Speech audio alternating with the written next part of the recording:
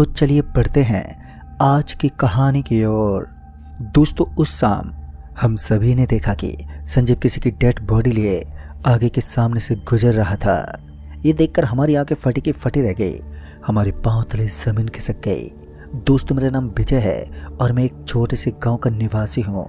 इस घटना से पहले मुझे इन चीज़ों के बारे में ज़्यादा कुछ मालूम नहीं था, लेकिन जब इस दहशत से सामना हुआ तो मुझे एहसास हुआ कि हमारी इस दुनिया में पैरानॉर्मल एक्टिविटी का भी राज होता है। उस दिन जब मैंने पहली बार संजीव को देखा तो मेरे तो रोंगटे ही खड़े हो गए थे।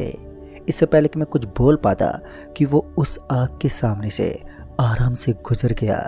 मैं एक अकेला शख्स जो वहाँ खड़ा होकर इस तरह के नज़ारे को देख रहा था। बाकी के मेरे सारे दोस्त अपने घर जा चुके थे। जब तक मैंने पीछे मुड़कर देखा तो मैंने पाया कि मेरे सारे दोस्त डर के मारे घर पर पहुंच गए हैं। संजीव का खौफ उन सभी के अंदर वो उसके नाम से भी कतराते थे। संजीव हमारे गांव का एक ऐसा शख्स था जिसने कई लोगों को मारा था और आज पता नहीं किसको मौत के घाट उतार रहा होगा। हालांकि 7 साल पहले जो हुआ था वो बेहद ही दर्दनाक था। कुछ देर तक तो सब कुछ मेरे लिए बदल सा गया था, लेकिन उसके बाद मेरा बदन गर्म होने लगा और तेज बुखार भी आने लगा। मैं उसी वक्त सरपट भागता हुआ घर पर पहुंच गया और उसके बाद जब मैं किसी तरह अपने घर पहुंचा तो मैंने घर वालों को पूरी बात बताई। मुझे तसल्ली देते हुए पहले तो खाना खिलाया गया और फिर बेड पर सुला दिया गया। दोस्तों, संजीव का भय हमारे गांव के एक एक शख्स में कूट कूट कर भरा हुआ था, क्योंकि 7 साल पहले संजीव के साथ गांव के मुखिया ने जो किया था शायद वो किसी और के साथ ना हो।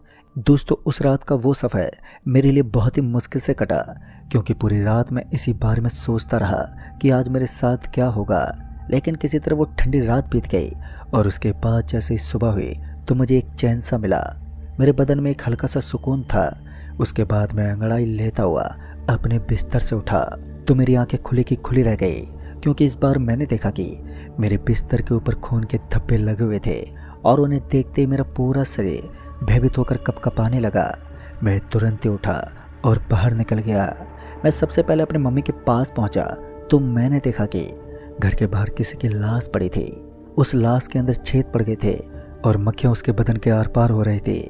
इतना सब देखते ही मेरा पूरा शरीर बुरी तरह से कांप गया।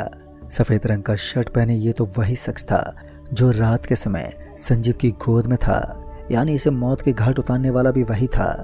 दोस्तों, इस संजीव कौन था और इस गांव के अंदर इसकी इतनी ज़्यादा दहशत क्यों थी और कोई भी इसका कुछ न बिगाड़ पाए? उसका एक ही रहस्य था, संजीव का मरना। और उस रात भी कुछ ऐसा ही हुआ।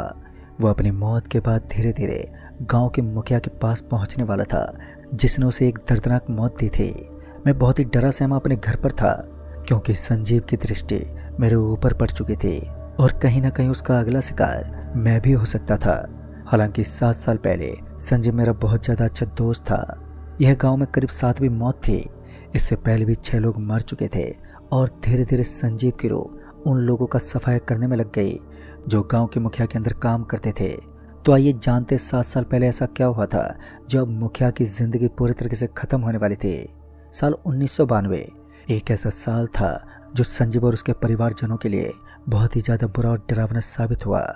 उस शाम हमेशा की तरह संजीव के पिता मजदूरी करके अपने घर पर लौटे, लेकिन सब्जियों का आधा हिस्सा वो गांव के मुखिया को नहीं दे पाए। और उसके बाद गांव के मुखिया ने संजीव के पापा को अपने घर पर बुलाया। घर बुलाने के बाद उनको रस्सी से बांध दिया गया और बेल्ट निकालकर जोर जोर से मारने लगे। बात इस हद तक आगे बढ़ गई कि कुछ देर के बाद संजीव के पिता रामलाल ने दम तोड़ दिया और उसके बाद उनकी वहीं पर मौत हो गई। उनकी लाश को घर पहुंचा दिया गया, लेकिन यह मौत इस गांव के मुखिया को रास ना आई। उसने संजीव और उसके माँ को अलग कर दिया। संजीव की माँ अब मुखिया के घर पर नौकर बनकर काम करने लगी। गांव का मुखिया संजीव की माँ के साथ वो सब हरकतें करने की कोशिश करता जो बहुत ही गंदी और घिनौनी होती थी, और इसी से तंग आकर एक दिन संजीव की माँ ने सुसाइड कर लिया। लेकिन बात यहीं पर आकर नहीं रुकी, बल्कि संजीव और उसकी बहन को भी बहुत जल्द मौत मिलने वाली थी। एक ऐसी मौत जिसे दर्दनाक कहे तो भी दर्द होता है। एक रात संजीव मुखिया से बदला लेने के लिए उसकी हवेली में कूद गया, क्योंकि इस समय संजीव के जहन में सिर्फ एक बात चल रही थी कि उसे उस मुखिया से बदला लेना है। लेकिन संजीव को क्या पता था कि बदला लेने की भावना उसकी मौत को बढ़ावा देगी। वो हवेली में तो कूद गया, लेकिन वहाँ के कुछ मजदूरों ने और सही समय पर इस सूचना को गांव के मुखिया के पास पहुंचा दी गई। जब गांव के मुखिया को पता चला कि संजीव उसकी हवेली के अंदर है तो तुरंत उसने अपने लोगों को तितर बितर कर दिया। फिर संजीव एक पेड़ के पीछे छुपा हुआ मिला। बस एक छोटी सी गलती ने संजीव के पूरे परिवार को उससे अलग कर दिया था। अब आज बारी थी संजीव की मौत के आने की। संजीव को पकड़ने के बाद गर्मा गर्म तेल उसके पूरे बदन पर छिड़क दिया गया और उसका पूरा बदन छलनी छलनी होने लगा। उसके पूरे बदन में गड्ढे बन गए थे और संजीव की हालत इतनी बुरी हो चुकी थी कि उसकी जुबान से आवाज़ तक बाहर नहीं निकल पाई और तड़प तड़प कर उसने भी अपना दम तोड़ दिया। लेकिन यहीं से शुरुआत हुई दहशत की दुनिया का दरवाज़ा खोलने की। तकरीबन 6 साल तक सब कुछ नॉर्मल रहा, लेकिन उसके बाद पता नहीं कैसे लेकिन किसी बेहद डरावनी छाया का आगमन हुआ, जिसने एक ही महीने के अंदर गांव के मुखिया के तकरीबन 6 लोगों को जान से मार डाला। धीरे धीरे उसकी पहुंच उस मुखिया तक पहुंच रही थी जो इन खतरों से बहुत डरा हुआ था। गांव का एक एक शख्स जानता था कि संजीव लौट आया है और उसने अपने साथ कयामत का एक ऐसा तूफान खड़ा कर दिया जिसने अपनी आड़ में सब कुछ खत्म करना शुरू कर दिया।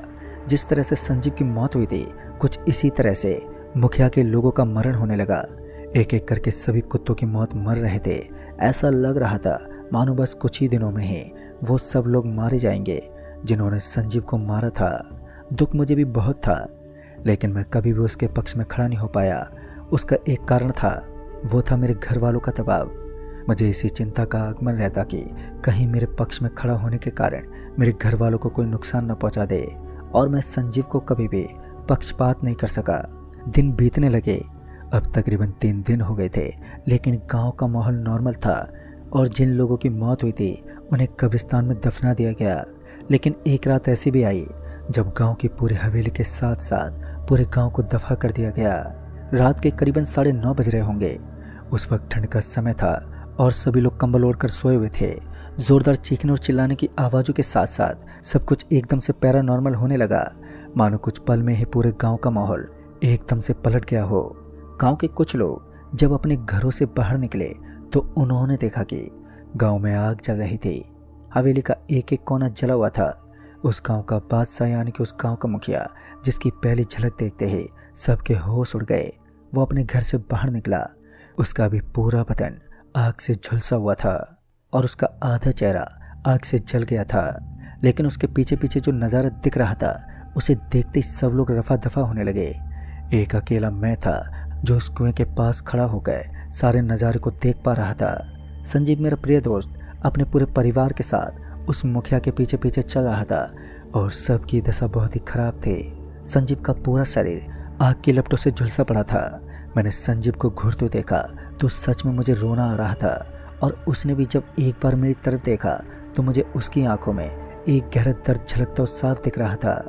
पूरा का पूरा दृश्य किसी फिल्म की तरह बना हुआ था। ऐसा लग रहा था मानो कोई इंटरेस्टिंग मूवी चल रही है। उसके बाद कुछ ऐसा हुआ जो मेरी आंखों ने देखा और सुकून संजीव को मिला। जब जिंदा इंसान को मरता देख मुझे तो बहुत ही भयानक डर लगता था, लेकिन उस समय संजीव के चेहरे पर अलग सी मुस्कान छा गई। मैंने देखा कि उस गांव का मुखिया जो अपनी गंदी हरकतों के लिए काफ़ी मशहूर था, संजीव ने अपने हाथों से धड़ दबोच लिया और उसे हवा में उठा दिया। पहले से वो आग की लपटों से जल गया था, लेकिन फिर उसके हाथों के लंबे लंबे नाखून उस मनहूस मुखिया की गर्दन के अंदर धंस गए और एक बड़ी सी हिचकी के साथ संजीव ने अपना बदला पूरा किया। लेकिन उसका वो दर्द कभी भी ख़त्म नहीं हो सकता जब उसने अपने पूरे परिवार को खोया था। जिंदगी और मौत कब अपने पास पहुंच जाए किसी को पता नहीं रहता। दोस्तों, इस तरह की घटना के बाद मैंने आज तक संजीव की रूह को भटकते हुए नहीं देखा, लेकिन सभी लोगों ने संजीव के डर से इस गांव को हमेशा हमेशा के लिए छोड़ दिया। तो दोस्तों, इस कहानी में बस इतना ही। कहानी आपको पसंद आई हो तो वीडियो को लाइक शेयर जरूर कर दें और साथ ही हमें नीचे कमेंट बॉक्स में जरूर बताएं। तो मैं आपका दोस्त राजकुमार जल्द ही मिलूंगा ऐसी एक और नई कहानी के साथ। तब तक के लिए बाय एंड टेक केयर।